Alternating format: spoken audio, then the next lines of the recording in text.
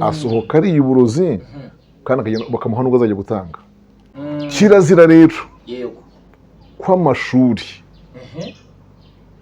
yigisha iby'umuhamagaro awubanziriza, kumenywa kera, gutoranywa kera, guhamagarwa, gutsindishirizwa no guhabwa ubwiza.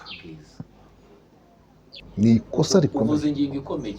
Yego, kikaziririzwa ko kwiga amashuri y'iby'umuhamagaro awubanziriza. Abantu bose mwumvise bangiritse, abantu bose mwumvise bayobya, abo bita mu gifaransa les atheistes, abahakanye, abayobya, barya bose ni abantu bagiye kwiga iby'umuhamagaro, biga iby'uyu murimo wa gishumba cyangwa w'ikiyobozi mu itorero, badakijijwe, batarakijwe neza, batarahawe umwuka wera, hanyuma nta n'umuhamagaro banafite. Yemera ko bene abo bantu, kandi abantu babi n'abiyita uko batari bazarushaho kuba babi, bayobya bakayobywa. N'abiyita uko batari bazarushaho kuba babi, bayobya bakanayobywa. Nibyo. Ni bande bayobya? Ni abayobejwe. Bayobejwe n'iki? Nuko bize ibintu byinshi ari babi. Amagambo angahe? 5. Wa muriro umubiramo. Haleluya. Kwa kwiyumva mu bintu byakorwa n'ibi byatumwa gutya, ndetse ubona ngo umuntu yica. Iyo hari umuntu wishimye ntabire amureba, hari n'igihe binamuraza arira akagenda arizwa nabyo, kuko yabonye ntacyo yabikoraho. Abantu bamubaza ko yabigezemo, akarabibwira nyiri umurimo ati Imana, umuntu yishe ibintu ndeba, ndababaye Imana, tunganya umurimo wawe Mwana, tunganya umurimo wawe Mwana. Uyu muhamagaro n'akazi gasanzwe bitandukanira. Igisubizo abantu batekereje ntatira muri bo ngo usanga aba yicaye. Hariho ingero nshaka kubaha mu kuvayo bakaguha impano. Ayo ni amasezerano. Amen. Ngeze ku ngingo ya 8 usanga mu kuva igice cya 4:25 ahantu hise guhabwa ibikoresho by'uyu murimo. Dushima Imana yuko tugize umugisha wo kongera kugaruka kuri Impandanyuma TV kugira ngo twongere twamaze ubutumwa bwiza bwa Yesu Kristo. Rero umugisha tugize nuko twongeye kugira umugisha wo kubonana n'umubyeyi wacu Mushumba Zigirinshuti. Benshi muramuzi, abashyashya namwe niwe turi kumwe. Ubwo rero twongeye kubasha kuba twabonana, ariko uyu munsi tujye kuganira ku ijambo cyangwa se ku nsanganyamatsiko ivuga ku muhamagaro, uburyo umuntu awubamo, ese umuntu akwiye kwifatamo gute muri ibyo bihe. Niyo insanganyamatsiko y'uyu munsi. Ndagira ngo rero tubane utaza kurangara cyangwa se ngo ugende iki kiganiro utakirangije. Ndakwifuriza guhabwa umugisha n'Imana. Ubwo rero kugira ngo tumwakire ndabanza nsenge, nimara gusenga maze tumwakire. Reka dusenge. Imana Mwami, turagushimiye kuko ugize neza. Ndagushimira imbabazi zawe ko duhaye uyu mwanya kugira ngo tunakoreshe iminara miremire. Mwami Imana, ahangaha ivugabutumwa rikorwa umuntu asanzwe ku giti cye, ahari hirya no hino ku isi hose. Sinze kugira ngo umwuka warashorereye Mwami Imana data inyigisho cyangwa se iki kiganiro kugira ngo abashe kunguka, anamenye uko akwiye kwifata mu gihe nk'iki ngiki, kuko ni igihe kigoranye cyane. Mwuka wera udushyigikire, kandi umutekano uturutse aho mu ijuru ubane natwe kuva dutangiye kugeza dusoje, mu izina rya Yesu Kristo, amen. Murakoze cyane. Dushimiye Imana iduhaye ubu buryo, niyo nyiri umurimo, niyo yaduhamagariye, kandi biravuga ngo niyo iduha gukunda no gukora ibyo ishaka yishimira. Niyo ibiduha rero, nk'uko Pawulo yavuze ngo ashobozwa byose na Kristo umpa imbaraga. Yego. Ubundi iri jambo umuhamagaro naryo birasaba ko abantu barisobanukirwa bakamenya icyo ari cyo. Impamvu buriya buri bintu byose bigira terme zabyo, bigira inyito, bigira imvugo, bigira uko ibintu babyita. Niyo mpamvu uzasanga hari amaterme tekinike y'abatekinisiye, yego, hakaba n'amaterme medicale, imvugo z'abaganga. Buriya abaganga iyo bandikirana nta musemuzi bisaba, kuko ziba zirimo amaterme yabo, imvugo zabo. Kabitwe nuko natwe iyo ugiye ku isoko n'umuntu usivira usanzwe birakunanira kandi warize cyane, warize pe, Igifaransa ukizi, Icyongereza ukizi, ariko gusoma dosiye y'umurwayi biragorana kandi ari uwawe, bigasanga umuganga yikurebere. Abatekinisiye nabo nk'abize shimi bagira uko bandikirana, sibyo? Kuko hari ibyo musaba, amazi yaha n'aha ayangiritse arangana iki, ameneka arangana iki, ibyo bintu byose. Megawati za radiyo na megabayiti byose bibarwa bite? Kandi ukoresha megabayiti ariko urazizi mu by'ukuri uzi ko wazibara.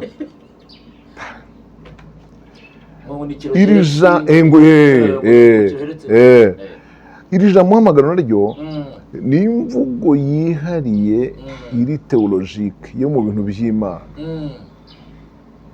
Kuko urumva twabaye mu nka, twatunze mu nka, ariko sinumva bavuga ngo umushumba agifite umuhamagaro. Ngo umushumba uragira inka ngo afite umuhamagaro. Araba babyumva? Cyangwa ugura umufundi mu nyubako ngo afite umuhamagaro wabyo. Ntabwo nabyumva. Nta muhamagaro bisaba. Umukobwa udutekera, uturera abana, namubonanye umuhamagaro. Ntaho. Ibi mbivugiye ngo abantu bumve mbere yuko mpagurutse ikiganiro rwose neza. Abantu bumve ko ijambo umuhamagaro ryihariye, rifite ikigo rikoresherezwamo, institution. Ntabwo ari ijambo riri rusange. Ntabwo wariragirana, ntiwarivumbana. Ufite umuhamagaro wo gushunga akabari. Ntibibaho. Ni ijambo ryejejwe, rikoreshwa mu bintu byera, ry'abera, ry'Imana yera n'umurimo w'Imana wera. Urumva? Umuhamagaro mu ndimi z'amahanga ni nacyo cyiza cyazo. Nko mu Kinyarwanda ni iryo gusa. Urukundo urizi. Ariko icyo gutangaza iyo nje mu ndimi z'amahanga uryumvamo ukundi kuntu. Uryumvamo icyo bita vocation, ariyo vocation.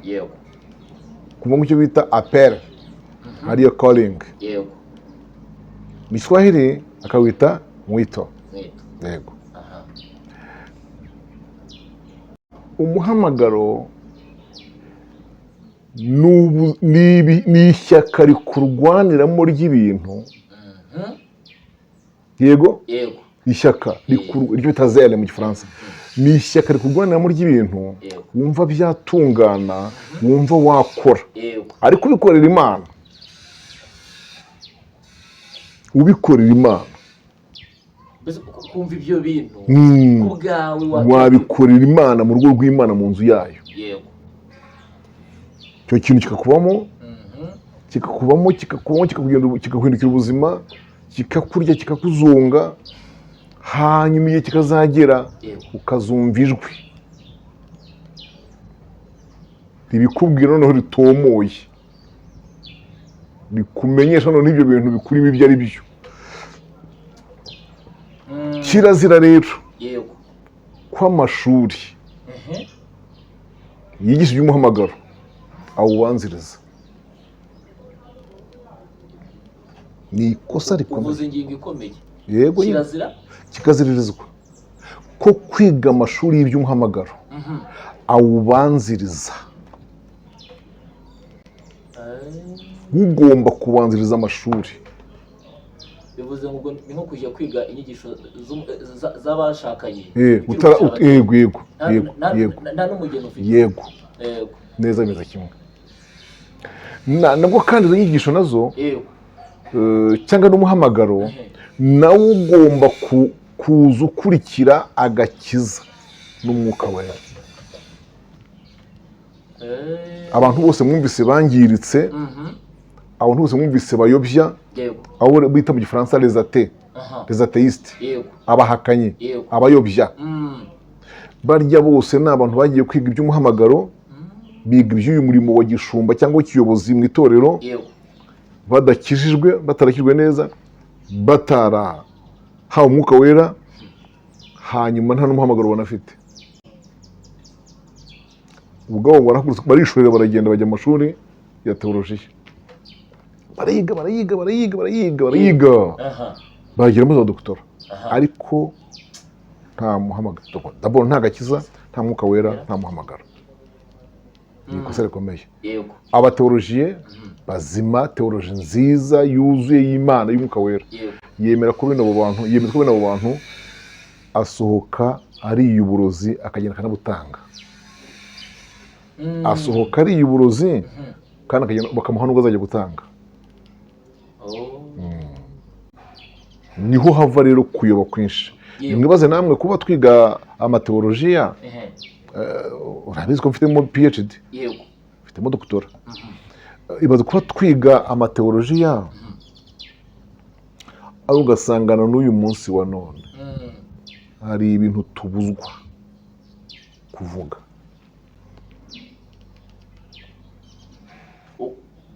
Ugasanga itegeko rya teolojiya rirakubuza ibintu kubyigisha abantu. Ukuntu bavuga habanditsemo ngo kuko abateolojiye benshi babigiye impaka rubura gica, ubwo rero mujye mubyihora byigisha abantu. Mbese ubwo yarabiranye. Yego. Kandi umwuka wera we ugasanga hari icyo bivugaho. Ya ko kantu rero. Noneho cya kintu umwuka wera bivugaho nicyo wa muteolojiya abura, kuko nta mwuka agira. Hari urwego yagezeho afungira firaho. Yego, kandi nta mwuka afite, yahageze nta mwuka afite, ahagira nta muhamagaro agira, ahagira nta gakiza afite. Yego. Biranga. Tukora agenda ariga, atega amatwi rwose arumva. Ubwo niyo mpamvu bamwe bajya bavuga ngo ni amayobera matagatifu. Ibyo bita mystère, ubwiru. Yego.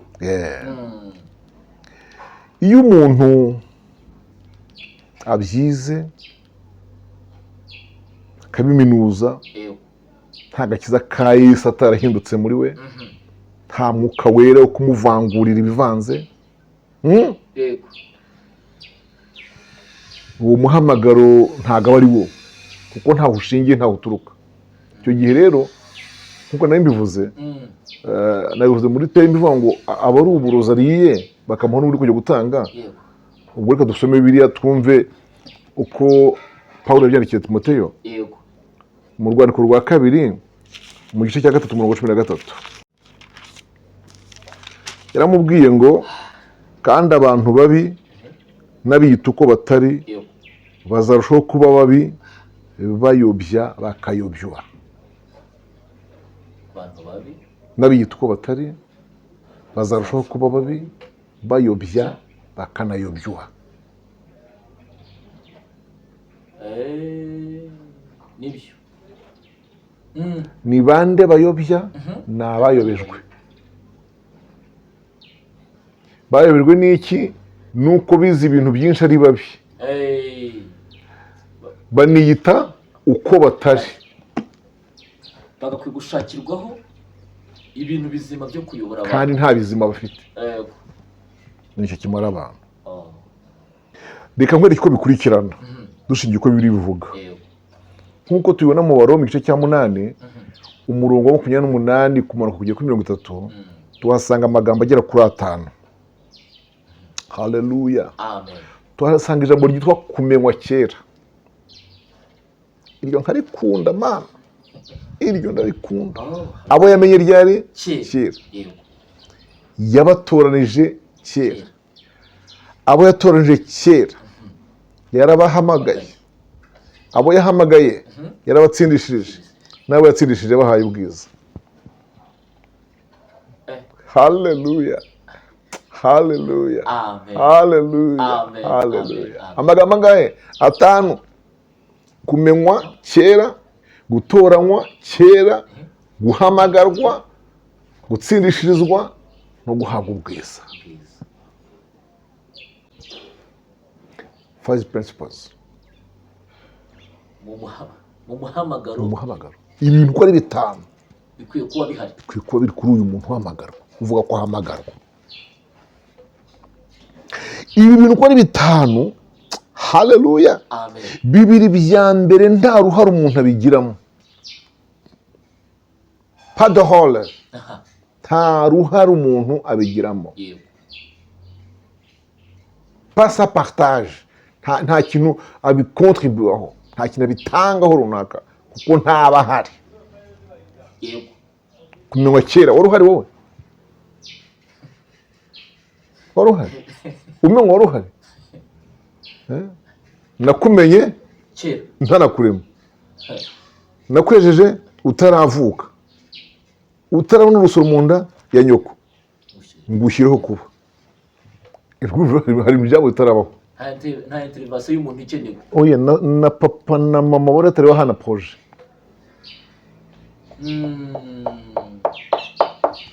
Amen. Mana shimwe. 2 bya mbere nta ruhare umuntu abigiramo, nta kintu abibazwaho kuko kataraho. Ariko guhamagarwa, cya 3, gutsindishirizwa, aricyo cya 4, no guhabwa ubwiza, cya 5, ni ibikorwa bikorwa ku muntu abyumva. Ariho. Umuntu aba ariho, aba ari conscient à chaque chose, à chaque étape imubaho. Ikintu cyose kimubaho, aba ari conscient kuri cyo, aba acyumva, agira n'uruhare rwo kucyemera cyangwa kucyanga. Guhamagarwa nabisobanuye, rya shyaka rimubyiganiramo, wa muriro umubiramo. Haleluya, kwa kwiyumva mu byakorwa n'ibi byatuma ngujya, ndetse ubona ngo umuntu yica. Iyo hari umuntu wishimye ntabire amureba, hari n'igihe binamuraza arira akagenda, arizwa nabyo kuko yabonye ntacyo yabikoraho. Abantu bamubaza ko yabigezemo, akarabibwira nyiri umuriro ati Mana, umuntu yishe ibintu ndeba, ndababaye Mana, tunganya umurimo wawe Mwana, tunganya umurimo wawe Mwana. Akenshi nta muntu uvuga ngo wahangeze, ni ikosa. Mu muhamagaro ni ikosa kuvuga ngo hari wahangeza, ni ikosa. Waba ugiye guhangana, ahubwo uravuga ngo tunganya umurimo wawe Mwana, kuko arabona ababirimo bakabikora. Yicara hariya aricyo. Ibaza rero kutangira kubona ko hari abica ibintu ntacyo uri cyo, mabyiciraho utagera. Sinagerayo akomana bashoboze bafasha, ariko ukumva hari ukuntu byagakosoka. Noneho kwa gutsindishirizwa no guhabwa ubwiza nabyo ababyumva, ukagenda atsindishirizwa, ahabwa imbaraga zo kunesha ibyaha, kunesha ibya kamere, agenda atunganywa. Ubwo bwiza buvuga ahabwa n'ubwiza butuma aryohera abantu bamwumva n'abamurora. Ntabwo ari ubwiza bw'imisaya, mwerekeza si umutonzi, si uruhanga. Oya, n'ubwiza butuma umuntu aryoha. Amen, amen. Agihinguka gusa, uri kubasha kumwumva. Amen. Bibaho se ntabwo ubizi? Bibaho. Aho rero, haleluya, ngeze ku kantu keza karyoshye. Aho niho uhamagarwa agiranira amasezerano n'umuhamagara, bakagira ibyo bavugana. Nyir'umurimo akagira ibyo yemerera uwahamagaye, uwahamagaye nawe akagira ibyo yemerera umuhamagara. bitaba mbese nko kugenda buhumyi nk'abo gutwara ku ngufu kurandasa. yego jewe uyu reba uyu nguyu Zigiriki Michel, yego ndabizi neza ko Imana yampamagaye kugeza uyu munsi jeune dutwa, yego sinkekeranye, yego yarampamagaye. amen.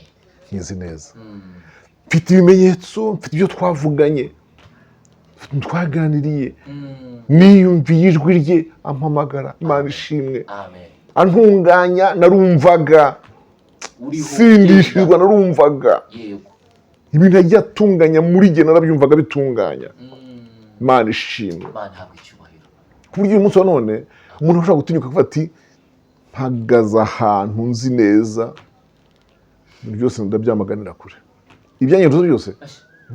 yego naho Pawulo akomeje muri vuga ngo ubu ku by'isi yabaye nk'ubambye, nabyo biba nk'ibibambye. yego abyumvise. iby'isi icyo gihe biba bibambwaho ndora, yego nanjye mbambwaho birora, yego ariko ne peuvent pas, ntibishobora kunyegera cyangwa kungeraho, nanjye simbasha kuko najya kugenda imisumari ikamfata, imigozi mboshye ntinde kure. yego aya masezerano nyir'umurimo agirana n'uwo ahamagaye, n'ay'uhamagawe yemerera nyir'umurimo. Haleluya. amen. ibi nibyo bitandukanya icyo twita alliance n'icyo twita promesse. ayo magambo yombi se ko wize asobanura gute? ari alliance isobanuye si isezerano sine, naho se promesse byo ni nabyo ni isezerano. naho bitandukanira hehe? promesse ni ikintu njye ubwanjye nagusezeranya kuzagukora cyangwa kuguha nkwikundiye. yego yenda wige primaire nzakwishyura minerval ya secondaire, singusezeranyije se? yego ni promesse. kuko ntabwo ari alliance, kuko wowe ntacyo nsezeranyije. wowe ntacyo nsezeranyije. Alliance ni ukuba tubirahiranye twembi, wowe uzankora ibi nanjye nkora ibi. rero Imana n'umuntu yahamagaye bafitanye ikintu cy'indahiro barahiranye. yego kiri hagati yabo cy'igihango rwose, cy'igihango. ariko buriya mwagomba ujye kwibaza ngo niyo mpamvu ngo amasezerano akorwa hagati y'umugabo n'umugore, yego, bitaba promesse, byitwa alliance. urakoze cyane. ngo ni impeta ya alliance. yego yego, umwe hari icyo yemereye undi, yego, n'undi ntacyo mwemereye, kandi umwe yaraje n'undi araza, bahurira ahantu mu cya kabiri. amen. ako si icya kabiri nk'iki gitaramo.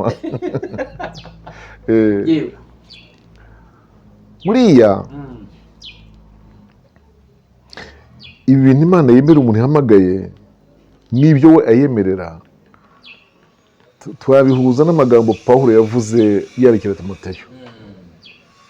nongeye gushimira Yesu Kristo wantekereje, abona ko ndi uwo kwizerwa, angabira umurimo we. iri jambo ryitwa kumbonamo ko ndi uwo kwizerwa, buri gihe nigiraho ikibazo. mu by'ukuri ubu Kristo Yesu yantekereje ryari? yego, quand est-ce qu'il a pensé à moi? yantekereje ryari? hanyuma se ntekereje ngo akangira icyizerera, ubwo yakingira ashingiye ku ki? twibukiranye ko abakoresha muri ino minsi, ibigo byose byo muri ino minsi, kugira ngo bikugirire icyizere ni amezi 3 y'igeragezwa, 3 mois d'essai, ndetse bagashyiramo n'akantu ka formation ka training. hari abushyiramo atararangije, yego hari icyo tumubonyeho, tumumenyeho akantu, ariko nanone kameme nabanza nyura ahantu, ukaba nibwo kugirira icyizere nacyo. kandi burya nka 70, yego. niyo mpamvu nyuma y'ibaruwa isaba akazi, nyuma ya texte ya bambe ya examen yanditse, habamo interview, nyuma y'ibyo byose hakaba iki? Kontra. irimo wandika usinya kontra n'umukoresha. rero nibwo buri mugira ibyo umwemerera nawe agira ibyo akwemerera. ibyo umugomba n'ibyo akugomba. Uyu muhamagaro utandukanira he n'akazi gasanzwe? Uyu muhamagaro n'akazi gasanzwe bitandukanira he? Igisubizo, akazi gasanzwe nako ubwako karimo ibyiciro bibiri. Harimo akazi k'abize n'akazi k'abatarize. Mbese turemeranya ko abantu bose babayeho bibeshejeho n'ukuboko kwabo, turabanza twemeranye ko batize. Turabyemeranyaho? Mwubaka, umuntu wakumbuye amatafari wamwatse seritifika yakoresheje diplome se ko yabumbye kandi bikora neza. Bikoze neza cyane. Buriya wabona ni foromari wayikoreye. Gukata icyondo byamusabye amahugurwa, kugihisha, kwishakira ibyatsi n'urwiri byose ukavangamo, kandi rwose akabikora ukabona amatafari ntiyahiye neza cyane. Abafundi bakubakiye wabatse inyemezabushobozi n'impamyabushobozi. Gusa bati genda bishoboye. Reka nkubaze noneho, wagiye mu isoko guhaha, umukarani ngufa wo gutwara gusunikira ingorofani n'amakara n'ibitoki yakweretse aho yabyize? Kandi igitangaje, abo bantu turabakenera mu buzima bwawe. Ngiye kubaza ikibazo Alphonse, iri iwanyu aho mutuye namwe mugira ahantu nabyumvise naho iwacu mu mujyi bita ku ndege? Aho se ku ndege urahaza? Aho ndahaza. Aho habiki? Niba uhaza habiki? Usanga haba hicaye abantu bategereje. Ntatira muri bo ngo usanga haba hicaye. Nigeze n'inyanura. Usanga haba hicaye abantu bategereje akazi. Nta muntu bavuganye kuri telefone. Bati ariko ntari umuntu zo kunkenera. None se hari umuntu uhicaye afite diplome? Mu hicaye ni imirimo ihoraho ariko itarasabye iki? Amashuri. Kandi usanga turabakeneye. Guhera mu gitondo isa 11:02 baba bari aho ngaho, ariko isaa 3 ntayo wahasanga. Uzi impamvu ntawe uhasanga? Baba babamaze babajyana. Yego, ushaka kumurira amatafari, umushakira umucanga, umutundira, yego, umwubakira akantu, umusakarira, bose ugasanga bagiye. Twumvikane ko burya mu by'ukuri nubwo saa 3 ntabo hasanze siko bose bakabonye. Hari uwabonye bwakeye nyine aravuga ati nyine akangi uyu munsi ntabwo kabonetse. Havuye yihebye rero, havuye yihebye. Fata ibintu tuvuze ubihuze na ba bantu usanga muri Matayo 20. B'umugabo umwe w'umubosi wari ufite akazi ejo ku buhinzi, hanyuma ararika abahinzi bari buzinduke. Abari buzinduke mu gitondo bararanye gahunda yo kuzinduka ejo mu gitondo baza mu kazi. Ariko mwibuke arimo agenda ku isaha ya 3 y'umunsi asanga hari abapfuye ubusa hano. Ntabwo ngo nyine bakaza ku ndege. Ku isaa 6 abona abandi bapfa ubusa. Ku isaa 9 abona abandi barimo bayura. Aba saa 6 na saa 9 ntibanganye ubwihebe. Ntabwo babunganye n'aba saa 3. Kugeza nubwo hari aho yagize gute yabonye saa 12 za nimugoroba abahinzi benda guhingura. Abaravuga ati ngaho ni mugiye nama. Buriya mu by'ukuri yaraboheje kujya gute?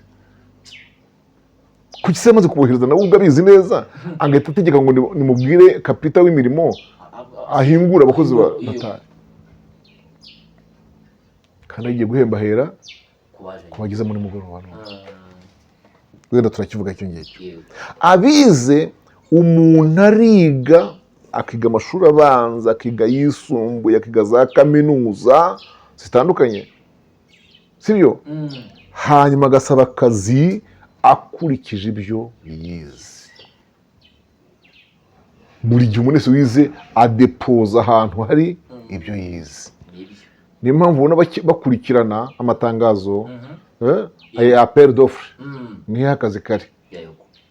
nubwo yaba tubise amatangazo akapurayinga application ye ayapurayinga akurikije link bamuhaye kuko ibyo bakeneye bamusaba babishyizemo aho ngaho agahita yumva biri mu byo yize kakaba karamukanguye rero none ugasanga Imana iherekeje ibyo bintu yize. Uzi impamvu Imana ibiherekeza ni uko abyiga Imana yaramurebaga ava Imana izi ikizamumarisha muri sosiyete hafi cyangwa kure, ariko utaragiwe nawe Imana yaramurebaga. Impamvu atagiye Imana yaramurebaga izo umumaro azagera muri sosiyete. Ntaho gutabwa rero, ntaho gusuzugurwa. Amen. Utarize uyu wakora imirimo y'amaboko itamusabye ibyo yize mu ishuri, icyitonderwa icyo nagenzuye ni uko abo bantu bakenerana. Uwize akenera utize, kandi utarize nawe akenera uwize. Urugero, umukarani ngufu, nko kumira amatafari, nko gucukura tuwarete n'ibindi. Ese fose butike mwobo tuwarete, mwobo w'amazi, wazana kateripira itari bashe no kwinjira n'iwawe mu rugo? Ntabwo bishoboka. Nkuko se kateripira yacukura umwobo ubujya kuzimu, gucukura marigori gasiza imihari gakora n'ibindi, umwobo w'umujya kuzimu mano kurya yawucukura bishoboka. Niyo mpamvu usanga hakenewe ba manipawa abakoresha amaboko yabo. Uruvura ko mu isi ibintu byose birakorwa.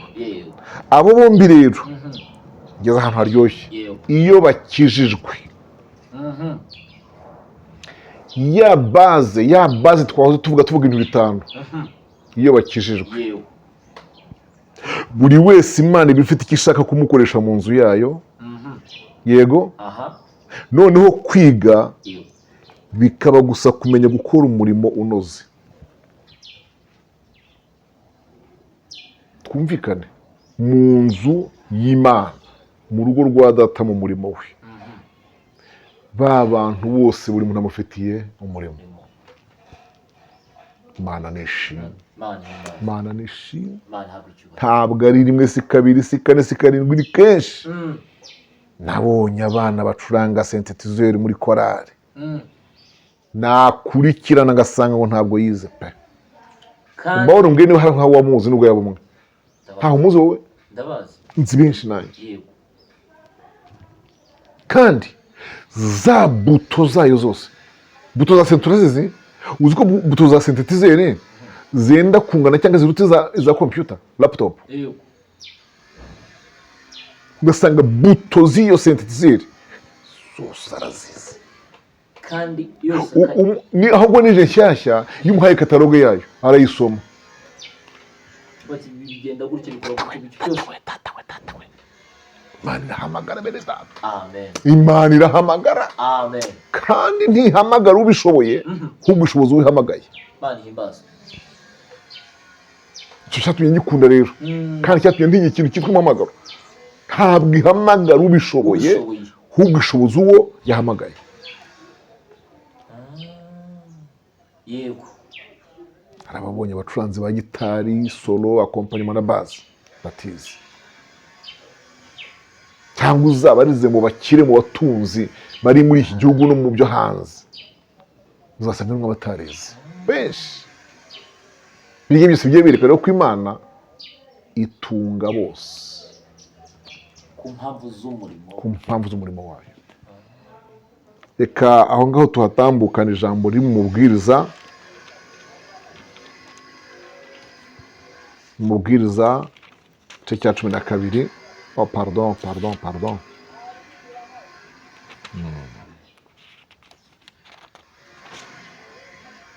Igice cya 5.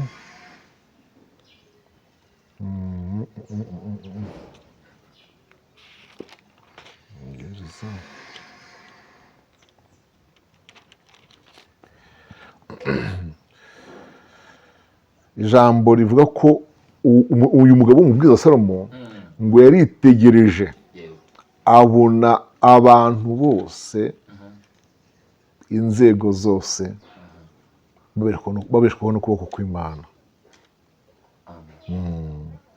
babeshwaho n'ukuboko kw'Imana.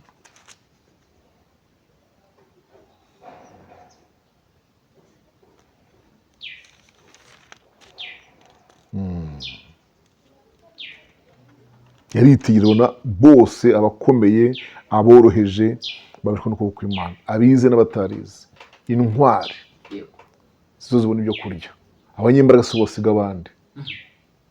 Niko yabibonye. Kuko uzarebe umuntu ukora cyane si we witunga cyane, usanga nawe akennye. Kandi si uko gukora ari bibi, gukora ni byiza, ariko hariho ukora cyane ntagire icyo aronka. Ariko ukabona umuntu wawe nawe udafite icyo ntagara, ugasanga abayeho neza, ibyo akora biragenda neza. Ni ukubera iki? Ni uko Uwiteka Imana ari we ubikora. Umuhamagaro twabonye kufite amagambo nyine abiri, vocation na calling, tubisobanuriho gatoya. Kubera wa mugambi w'Imana twigeze kubona haruguru, Imana itangira izana mu muntu kubikunda, nako twakavuzeho gatoya, ikamuzanamo ikintu cyitwa ishyaka. Iki gihe rero cyo kubikunda n'ishyaka nicyo umushumba w'uyu muntu, umuyobozi w'uyu muntu aba akwiriye kumubonamo ko afite umuhamagaro. Nyuma rero uhamagarwa akazumva ijwi. Reka kumenyesha ko umushumba w'uyu muntu urimo kubona umuntu akamumenya mu iki umuhamagaro, uyu mushumba nawe keretse iyo yahanyuze akaba azi kumenya umuntu ufite umuhamagaro, uwo niwe ubibona. Ariko utaranyuzaho ntabyo amenya, ntabyo amenya. Niyo mpamvu umunyamuhamagaro niwe urera undi munyamuhamagaro. Niyo mpamvu bitari korera Sawuli kurera Dawidi. Umunyamuhamagaro niwe urera undi munyamuhamagaro. Ariko nta muntu udafite umuhamagaro warera uhamagarwa. Nashwe. Hariho ingero nshaka kubaha. Urugero rwa Mose mu kuvuka kwe no guhishwa kwe, dusanga mu gitabo cyo Kuva igice cya 2 umurongo waho wa 1 kugera kwa 4. Aho hatwereka ivuka rya Mose no guhishwa kwe kubera igihe kibi yavutsemo. Noneho kuva ku murongo wa 5 kugera ku wa 10, yego mu gitabo cyo Kuva tukahasanga gutoragurwa kwe no kujya kurererwa ibwami. Amen. Haleluya. Gutoragurwa kwe no kujya kurererwa ibwami. Wibutse ko ibi byose, kwaba kuvuka kwe no guhishwa, kwaba gutoragurwa no kujya kurererwayo, byose biragenda bikurikira cya kintu kibanza cyo kumenywa kera, aricyo cyitwa umugambi w'Imana kuri wowe. Ubundi kumenywa kera kwawe niwo mugambi w'Imana kuri wowe. Yego. Icyo bisobanura. Noneho mu Kuva igice cya 2 umurongo wa 11 kugera ku 15 tuhasanga kugirira agahinda Abisiraheli. Iyo ni yazele, iryo rya shyaka. Ariko bariya abantu babaye kuriya we, mu bushobozi n'abakurayo rwose. Turyo bahabwa ntica ntikize, mwiri mu bakora amatafari bavumba bakayatwika amategura.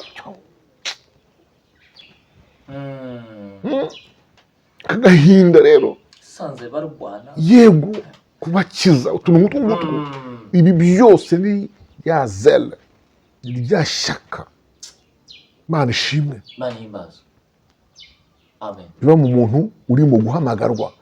Umenyeshwa ngaha ntabwo arumvijwe, ni ibintu bimurwaniramo gusa, ariko ntibivangutse rwose. Ntibivangutse pe.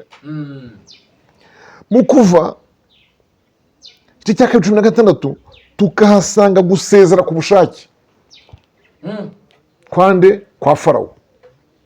kandi yarabaye mu buzima bwiza. Ni ukuri yarabayeho neza.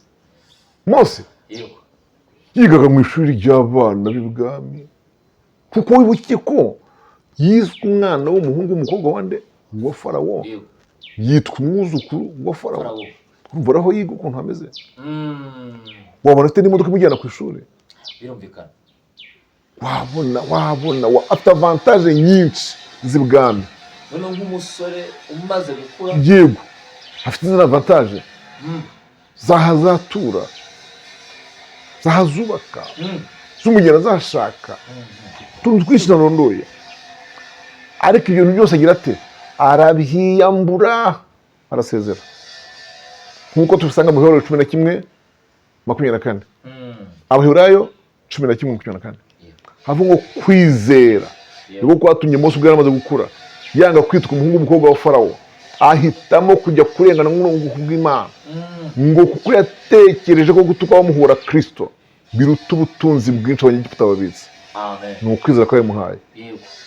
Ahangaha mbamenyeshe ko Mose ntarumvirwe n'umuhamagaro. Ikindi kandi ntazi n'aba bantu icyo bapfana. Ni umuhamagaro gusa. Ni umuhamagaro gusa. Tumere mukura, ni umuhamagaro wa muzonze umwatsa. Haleluya. Amen. Ngeze ku ngingo ya 5, Mose yumva ijwi. Kuva igice cya 3 umurongo wa 1 kugera 12. Ahangaha impamvu ari imirongo myinshi, harimo kuryumva, harimo ikiganiro bagiranye, ariyo y'amasezerano. Nigeze kuvuga uhamagara bagirana n'umuhamagara. Niyo mpamvu harimo imirongo myinshi, hari imirongo 12 yose. Kumva ijwi, gukangarwa, ntiwigire hano. Ariko banze mbabwira akantu, aha hantu ho kumva ijwi banyamuhamagara mu ntege amatwi, hanapfunyitsemo akandi kantu kaho uri buryumvire, kaho muzahurira. Aho muzahurira ngo ivugeneye kutahazi, ko nta mushumba wakoherezayo, uzahura he nageze? Imana yo muri wa mugambi wayo, Imana iguhamagara, ni nayo izishakiraho muzahurira. Reka mbe nkuhabirika gatoya.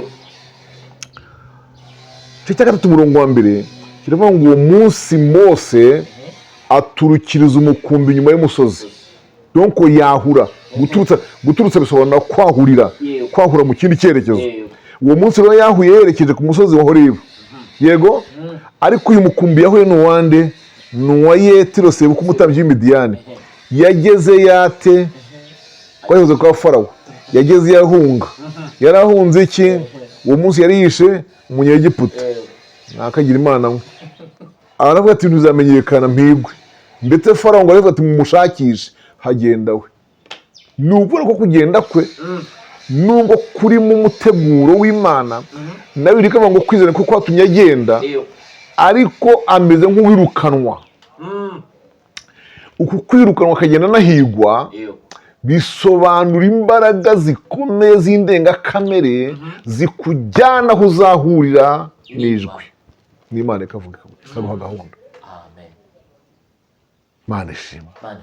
Mana ishimwe. Amen. Mana ishimwe. Izo mbaraga zikujyana, zikwirukansa, ukagenda bakavuga atazagwa ruhabo. Zatunyuzeho, zatugezeho, turazizi. Ndi bucura bwa data mu nka nyinshi mu rugo rwiza. Nibwiraga kuva kera ko nzatura ku muryango cyangwa mu gikari kwa data cyangwa hepfo ye. Nta bintu byo kujya kure. Mwashwe. Umva nzamuba hafi, usangire gukama izo nka, usangire urutoki rwiza, mbeho. Ariko impamagaye ibiranzanye muri iyi Kigali muri 1979. Iyi Kigali nayivuzemo ubutumwa bwiza. Iki gihugu nakivuzemo Yesu.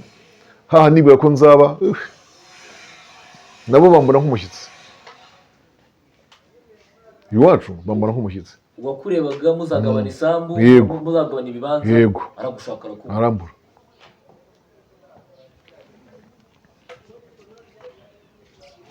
Ingingo ya 6 ya masezerano twavuze haruguru rero ari mu gice cya 3 mirongo 13 kugera 22. Imana yavuga nawe ibintu imubwira ukuntu azagenda, ukuntu azabazana, ko azabakurayo, ko azakoza imbaraga zikomeye, kandi ivugamo akantu gakomeye keza cyane kanejeje kavuga kandi ntago bazavayo amaboko masa, azavanayo rwose ubutunzi. Nubwo kugenda kuzaba ari kubi ariko kuvayo kuzaba kwiza. Nubwo bazagira ubuzima bubi ariko mu kuvayo bazavanayo ibintu. Aho ndashaka kwasoma ko harimo akantu karyoshye cyane mu gice cya 3 umurongo wa 13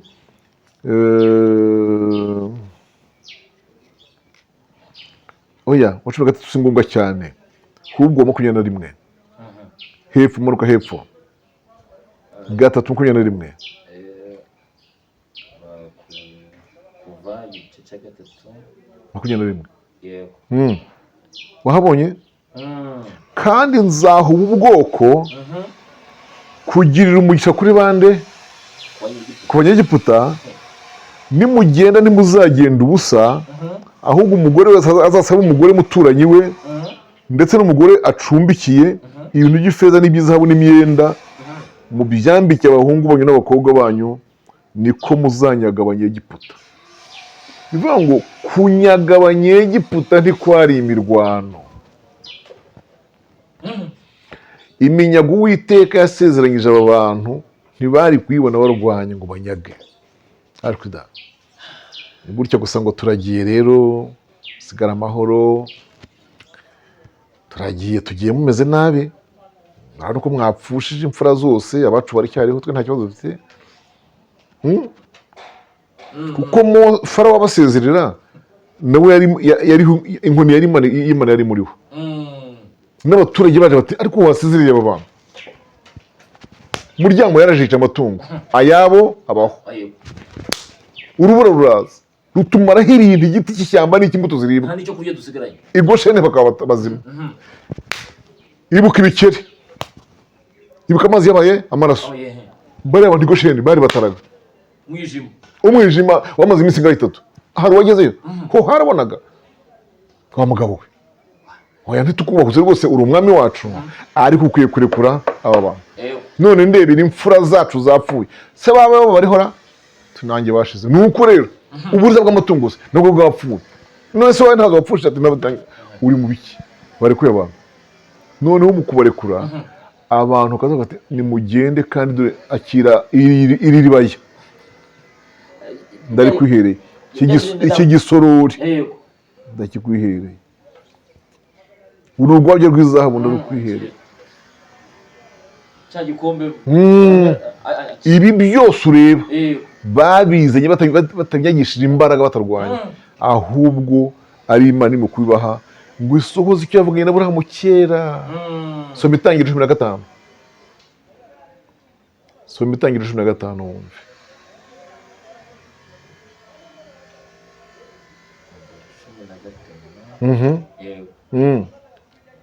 Wahageze? Aburahamu yizera Uwiteka. Oya, noneho umanuka hepfo ku murongo wa 12. 12 aravuga ngo ku kirengarenga Aburahamu asinzira ubuticura. Yego. Ubwoba butewe n'umwijima w'icura burindi buramufata. Yego. Uwiteka abwira Aburahamu ati menya neza yuko urubyaro rwawe ruzaba abashyitsi mu gihugu kitari icyabo, bazakorera abaho nabo bazababaza imyaka 400. Komeza hepfo wumve. Nanjye nzaciraho iteka iryo shyanga bazakorera ubwa nyuma, bazavayo bazarivamo bavanyemo ubutunzi bwinshi. Urumva Imana ijambo ryayo. Ibazira ijambo yavuganye na Aburahamu. Yego. Hashigiye atarabyara umwana, kuko iri rivuga nta n'umwana yagiraga, ariko iramubwira ngo urubyaro rwawe ruzaba asohoke mu gihugu kitari cyabo. Ibaza umuntu utagira umwana, nta nda iravamo ukavuga ngo urubyaro rwawe, uwo muntu bamwita umushinyaguzi. naho hafi ijambo rivuga ngo ni Imana ihagarara mu busa ikavuga ko harimo ibintu. Amen. Ni Imana ihagarara mu itangira ikavuga iherezo. Urugo rw'umuntu nk'uyu utagira umwana yarangiza ngo urubyaro rwawe, umuryango wawe, ibaza icyo kintu ukivugiye mu rugo rutarabyara, ndayishima. Bakufata nk'umushinyaguzi, amubonye abyitiriye nde? Nuko Imana avuga iti mva bazagenda bazajyayo babakorera imyaka 400 bababaza, ariko kuvayo ibaza abantu rero bakubabaje mu kuvayo bakaguha impano. Ayo ni amasezerano.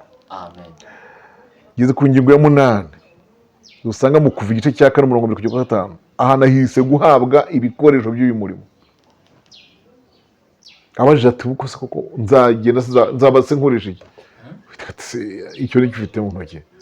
Senkone se nyine ndagiza iyo rero rebyo. Iyo. Haleluya. Amen. Cyo nakise guhabwa ibikoresho by'uyu murimo. Nk'uko umufundi wese agira ibikoresho by'ubufundi bwe. Mushaka pansi yarangwa n'iki? Ni inyundo n'urukero. Hafi ni nk'ibyo by'ingenzi urebye, ni inyundo n'urukero. Cyo kandi yatwara n'umuhoro, kuko hari bikenera ko abikoresha umuhoro. Umufundi w'umwubatsi nawe agira inyundo rimwe na rimwe kenshi, ariko nyine ni imena amabuye, akagira inivo ariyo mbaho y'amazi, akagira n'umwiko. Yego, nibyo by'ingenzi bitatu. Naho iby'ibitiyo byo bisanga kuri chansiye. Umuganga se ni itaburiya, masike yo kwipfuka, gant, shinge, thermometre, ibyo bipima by'umuriro n'ibindi byose. Ubona wagira uko agenda. Uw'Imana ihamagariye umurimo nawe agomba kugira ibikoresho. Hajya ibyo bitwara mu ki? Ni igikapu? Ni akadeyi se nk'ak'umufundi? Ibikoresho by'umuntu Imana ihamagaye abyitwaramo, bimugendamo. Nk'impamvu uwagiye adahamagawe nayo mubona nta n'icyo anafite. Yego, niyo avuga mwumva ntacyo afite. Ashobora kubirirwa imbere avuga akristo bakayuraho batahibeta mba twarumanze pe dutahiyeho rwose. Dutahiyeho n'ukuri kw'Imana, kandi yavuze isaha n'igice. Ni ukubera iki? Nta kimurimo. Umuntu Imana ihamagaye muha iki? Ibikoresho. Haleluya. Kuva igice cya 4 umurongo wa 6 kugera kwa 8 murasanga harimo kwa gutunganywa navuze ntangira. Aho niho musanga imubwira ngo ishyira ikiganza mu gituza. Ngaho gikureho. Asaka kibaye iki? Ibibembe. Data twese uri mu ijuru, ko ntabyo nari ndwaye kwera. Nuko usibye n'ibibembe nta n'igihe nari mfite ikivu. Ngaho usubizaho, asubizaho. Ngaho kuraho, sanga arakize. Bivuga ngo iki? Niwe byavuyemo, ni nawe bisubiyemo. Ubusobanuro bwa Bibiliya buravuga ngo umwuka gutwawe n'umwuka. Buriya ngo Imana imibwira Mose ngo ibitangaza uzajya ukora byose. Maze gukoresha inkoni yakoze ibitangaza, wayirambuye utya yakamije inyanja, mbese ibyo byose uzakora nibirangira ujye umenya ko ukiri umuntu. Ko ikibembe kikuryamyemo kikurimo, kikurimo. Niryo kosa mujya mwumva abanyempano bagira n'abanyamwuka bakabije. Yego. Umuntu akaba yagera ku rwego yumva atakimeze nk'uri mu isi. None akabura ubwenge bwo kwirinda. Atakwirinda rero gashituka yaguye. Ngeze ku kintu cya 9 cyitwa guhabwa uwo gukora ibyo udashobora. Tugisa mu gice cya 4 ku murongo wa 10-17, aho hantu yari avuze ngo ubu rero dore igihe wahereye untuma mana. Nibyo bambwiye gusa nabyumvise, rwose na misiyo nayumvise, naho untumye nahumvise, nibyo wanyijeje nabyumvise, yewe n'inkoni rwose nayumvise icyo, ariko ubu reba sigaranye ikibazo kimwe gikomeye cyo kuba ntari intyoza ntazi kuvuga. Mu magambo ndatinda rwose, ndadedemanga, simbanguka. Ubundi umuntu ukwiye kuvugana kuko n'umwami w'igihugu. Nawe ngurantumye. Ariko Alphonse, Karame. ntabwo Imana ikiza. Iraki. Ntikiza. Iraki. Iyo haye ibiragi kuvuga, yiha impumyi guhumuka, kuko itahise imukiza kuvuga nabi, kuko itahise imukiza kudedemanga, babyita begeye. Yego. Sohoke mu Gifaransa, kuko itabimukijije. Yego. Aho kubimukiza iramubwira iti ndagushakira ubishoboye. Semuzi. Uwo niwe uzajya ugenda avuye. Ariko uwo nguhaye ijambo rya mbere sinjya ujya kumutoranya. Nawe genda umushake. Cya kabiri, urakomeza kumuha kubera mukuru. Uraba nk'Imana kuri we, wakubere nk'akanwa. Icyo kivuze iki? Kivuze ko umuntu Imana yahamagaye, iyo yemera ubwe ko hari ibyo adashobora, ntabwo Imana imudegrada, ntimumanura, ntimupfobya, ikomeza kumwubahira icyo kintu, ikamuha uwo kumufasha ukora ibyo adashoboye, ariko tujuru aho aba ari hejuru. Mbwira ikosa abakozi b'Imana bamwe uzasanga bagira, ntiyemere ko ibyo adashoboye abandi babikora.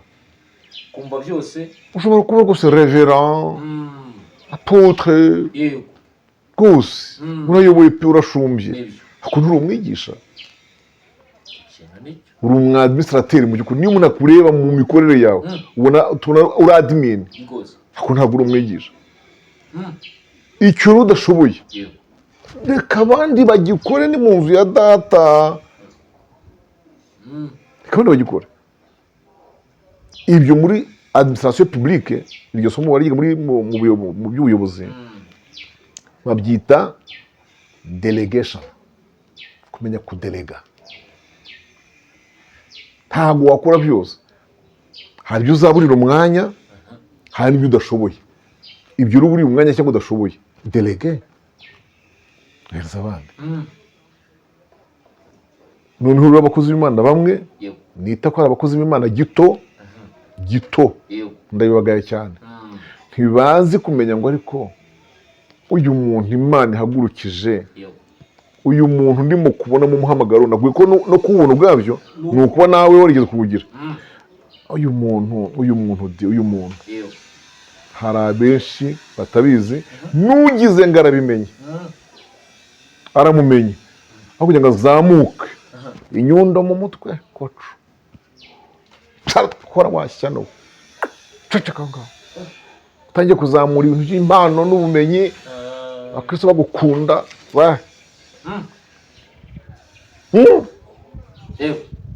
Bene abo bantu baba bafite ibita complexe d'infériorité, ngo aratinya ko nuzamuka ngo uzamurutara. Nta muntu uhamagawe n'Imana uhora atinya ibyo bintu. Abazi ko yiringiye ko yamuhamagaye izakomeza kumushyira hejuru. Ni nacyo kibazo Yerobowamu yagize amaze gufata ubwami bwo kwa Salomo, kandi yarafashe imiryango myinshi, nk'era twari 10, ntubizi? I Yerusalemu kwa muhungu wa Salomo Rehobowamu ntihari hasigaye 2. Aha, kuki watwaye 10 ari ufite ubwoba? Ndatinya ko abantu nibajya guterana i Yerusalemu bazabona n'umwami wabo disi Rehobowamu, bamveho banyice. umva ubwo bwoba ariko ku muntu ufite imiryango 10 nta yindi mpamvu nta muntu utarahamagawe n'Imana ngo yumve ijwi ryayo uba fier ugenda mbese ahora afite ubwoba gusa abakorera mu bwoba ahora muri inquiétude kuko ari mu bintu kuko bisa nagenda disi ninjye baheraho bagabanyira ahora mu bwoba ariko se nubwo byaba nkagenda nubwo nagabanywamo wampamagaye zambeshaho ukivuga iryo nibutse Mose ngo yazanye babafasha 70 yego ngo Imana ngo yenda umwuka wari umuriho niho narigeze neza ubivuze mageze ngeze navuga ngo nyuma cyane tubona inama za sebukwe Yetiro arizo zanamufashije kunoza umurimo yahamagariwe izo nama haleluya nibyo twageranye no kwiga kubu noneho zina nama za Yetiro sebukwe iriya ni kaminuza ya teolojiya kuri Mose ahandi hose hariho abanyagiye mu ishuri ryaryo ariko inama za Yetiro kuri we ni class yaricaye muri class niho yigiye ubuyobozi niho yigiye delegation gushyira abantu bose mu myanya guha abantu inshingano babyumvise mu nzego zingahe enye 1000 100 150 50 arangije aho iki inshingano ugire mu cumanzi nizi izibana nebazo munzanira ni kaminuza ya teolojiya Mose yigiye kuri nde kuri sebukwe kandi nta myaka byatwaye nta na minerivare yakimuganije gutya mu gitondo gusa nako hari nimugora ndabyutse kuko yambwiye ati ubona ukuntu wire wicaye abantu ho kuguse izuba kari kurengeye abantu utabakiriye delege amen noneho kiriya kintu wari uvuze Mana ishimwe cyane yaragiye ngo ashyiraho abakozi naho nsoreje yaragiye ngo arobanura abantu bo guha imirimo Uwiteka aramubwira ati humura bo nta n'icyo tuvugana nta kintu tuvugana weda ndi bwende gusa ku mwuka ukuriho mbashyireho